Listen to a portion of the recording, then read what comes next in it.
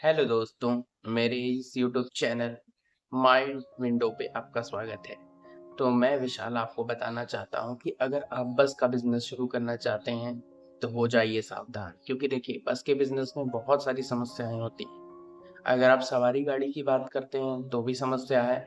अगर आप एक सिटी से लंबे टूर के लिए रहते हैं तो भी समस्या है, लेकिन इन सब का समाधान भी है। तो मैं आज बात करूंगा कि बस की कितनी कैटेगरीज होती हैं और उसको आप कैसे स्टार्ट कर सकते हैं। जैसे कि अगर आप सवारी गाड़ी स्टार्ट करना चाहते हैं तो क्या समस्याएं आएंगी, उनका क्या सॉल्यूशन है। और अगर आप बुकिंग वाली बसेस करना चाहते हैं तो क्या समस्या आएंगी, तो आप क्या कर सकते हैं। तो दोस्तों, सबसे पहले बात करते हैं बस की कैटेगरीज। तो बस की देखिए बेसिकली 3 कैटेगरीज होती हैं। पहली वो जो स्कूल के लिए चलाई जाती है, कॉलेज के लिए चलाई जाती है या किसी ऑर्गेनाइजेशंस के लिए चलाई जाती है। और दूसरी होती हैं कि आप बुकिंग बेस्ड चलाइए। तो आपने एक जगह से स्टार्ट किया, फॉर एग्जांपल आपने नागपुर से स्टार्ट किया और आपने बुकिंग की बेंगलुरु के लिए, तो उसमें क्या होगा, आपकी बुकिंग बेस्ड होगी। 20 सीट है, 20 सीट बुक हो गई, आप लेके चले गए। लेकिन इन केस अगर आपकी सवारी गाड़ी है और वो 1 से 2 शहर यानी कि लगभग 200 या 300 किलोमीटर तक चलनी है, वो भी सभी सवारियों को इकट्ठा करके, तो आपके लिए बहुत सारी समस्याएं आती हैं। कैसे लगेंगे कागज और कैसे लगेगी आपको समस्याएं, वो सारी आपको मैं आज डिस्कस करूंगा। तो सबसे पहले बात करते हैं सवारी गाड़ी। सवारी गाड़ी का मतलब है, मान के चलिए कि आपकी बस है और उस बस में कम से कम 50 सीटर बस है आपकी। तो कम से कम आप मान के चलिए first stop to last stop के बीच में एटलीस्ट 25 पैसेंजर या 30 पैसेंजर तो हो ही।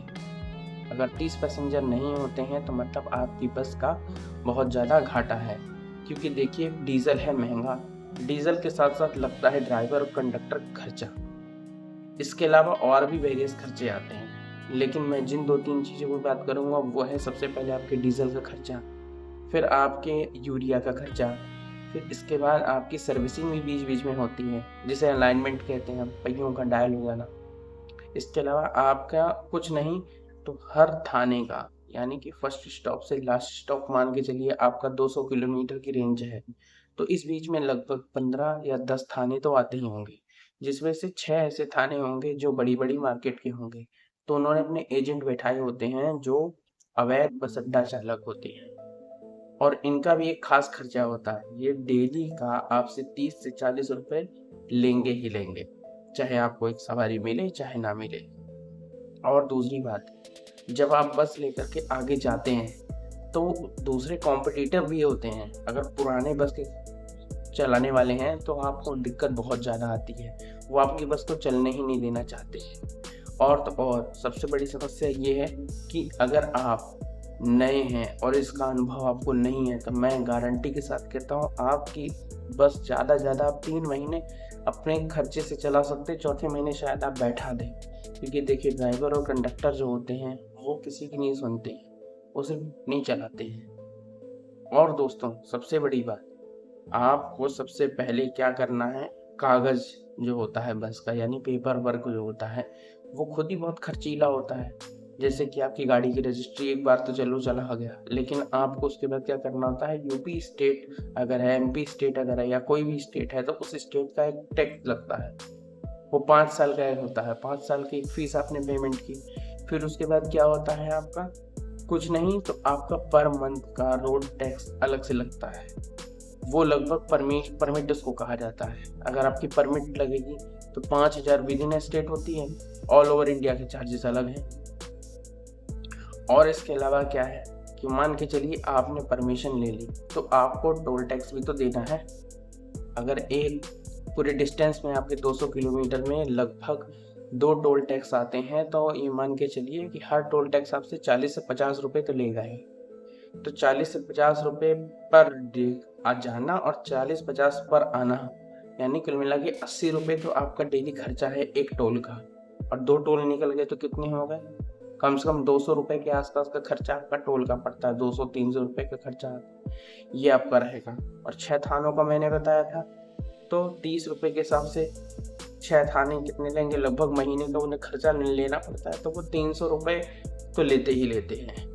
तो 300 रुपये आपके पर थाने के हिसाब से चलेगा तो कितना होगा, अब आप मान के चलिए। इसके अलावा हर जो मेन बस स्टॉप होते हैं वहाँ पर अवैध बस अड्डा चालक होते हैं, तो उनके भी तो देने होंगे 30 रुपये 40 रुपये। वो आपको पर राउंड का होता है, यानी कि एक बार सुबह चले गए तभी वो लेंगे, या वापसी में आए तब लेंगे, यानी कि वो अपना हिस्सा लेते हैं, नहीं देते हैं तो वो दादागिरी पे आते हैं। तो भी आपको एक समस्या आती है, सरकार कितने नियम लगा दे लेकिन ये लेंगे ही लेंगे। और चौथी चीज, जो मेन सिटी का बस स्टॉप होता है, परमिशन तो होती नहीं गवर्नमेंट की तरफ से, और इस तरह की कोई कैटेगरी भी नहीं होती है कि भाई आप कहीं भी खड़े करके चला लो। तो अवैध तरीके से बस अड्डा चलाने वाले वहाँ भी मिलते हैं, वो 150-200 रुपये पर डे का लेते हैं। तो आपका डेली का 150 से 200 रुपये लगेगा वहाँ, प्लस मान लीजिए 10 बस स्टॉप मेन आते हैं आपके पूरे रीजन में, तो 30 रुपये के हिसाब से लगा लीजिए 300 रुपये वो आपका हर दिन का खर्चा आ गया। यानी 200 रुपये आपका मेन बस का खर्चा आ गया, मेन बस अड्डे का, जिस भी सिटी में आपकी मेन सिटी में जाती होगी। उसके बाद आपका खर्चा हो गया ये बस अड्डा चालकों का खर्चा आपका हो गया, बस अड्डा चालकों का खर्चा हो गया, वो आपने देखा। फिर इसके बाद क्या, आपका जो टोल का खर्चा होगा, यानी कि मैंने 300 रुपये लगभग लगाए थे, 200 रुपये आपका मेन बस अड्डा, 300 रुपये आपका टोल टैक्स। उसके बाद हर एक जो बस अड्डा अवैध चालक होते हैं उनके तीन अगर 10 बस स्टॉप भी ऐसे हैं तो आप मान के चलिए कि 300 रुपये आपके डेली के वो खर्चे हो गए। तो 3, 3, 6, 9 मतलब 1000 रुपये तो आपका डायरेक्ट खर्चा है। फिर डीजल का खर्चा भी दूर में होगा, तो 88 या 90 रुपये लीटर तो डीजल ही चल रहा है। तो आपको कुल मिला करके कुछ नहीं तो एक राउंड का आपका 5000 का तो डीजल आपका लग ही जाता है। तो 5-6 हज़ार का तो डेली का खर्चा है आपका। फिर ड्राइवर कंडक्टर का मिला लीजिए 1000 रुपये तो लगभग वो भी लेंगे, 1000-1200 तो उनका भी लगता है। तो 1000-1200 आप ड्राइवर कंडक्टर को देते, कुल मिला के 6-7 हज़ार का आपका खर्चा एक दिन का है। और टिकट उस हिसाब से आपको सेट करना होगा, कॉम्पिटिटर से सस्ता हो, और कॉम्पिटिटर से कॉम्पिटिशन करते टाइमिंग आपकी मैच होनी चाहिए। टाइमिंग मैच हो गई तभी आप चला पाएंगे, नहीं तो आप बस का धंधा नहीं चला सकते, वो भी खासकर सवारी गाड़ी का हो तो दोस्तों आज के लिए इतनी इन्फॉर्मेशन, फिर नेक्स्ट मैं आगे इसकी कंटिन्यू बताऊंगा, लेकिन आज मैं यही बताना चाहता हूँ कि कॉस्ट क्या क्या आती है। थैंक यू दोस्तों, फिर मिलते हैं आपसे नेक्स्ट वीडियो में।